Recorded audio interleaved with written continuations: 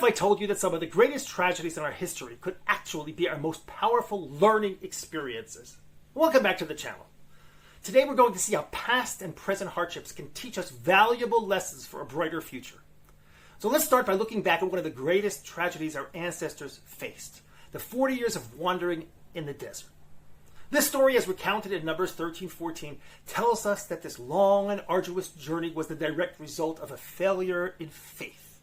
Our ancestors chose to accept the negative reports of the scouts, and in doing so, they refused to trust in God's ability to lead them into the promised land.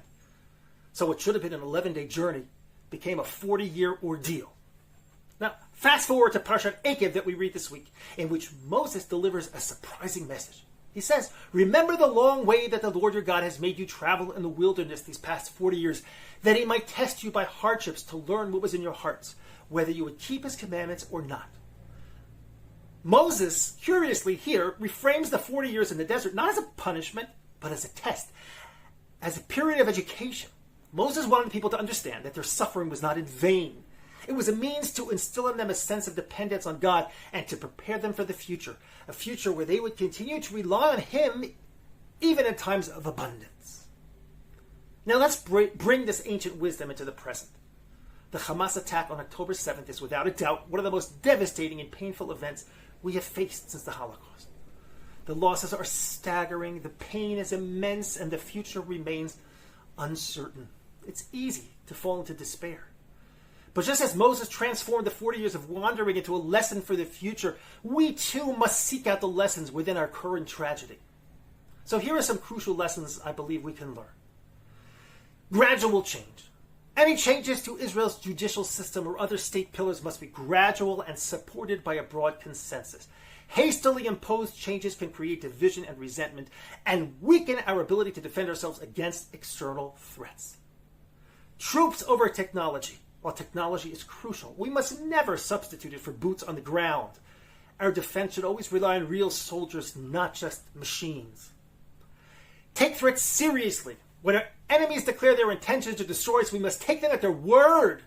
Misinterpreting or dismissing these threats can have catastrophic consequences. Diverse military leadership. Our military leadership must include a range of viewpoints and encourage open debate before making critical decisions. Valuing intelligence reports. The observations of those responsible for enemy surveillance must be taken seriously.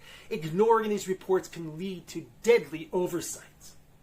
Leadership accountability. We need leaders who prioritize the nation's needs over personal or political interests.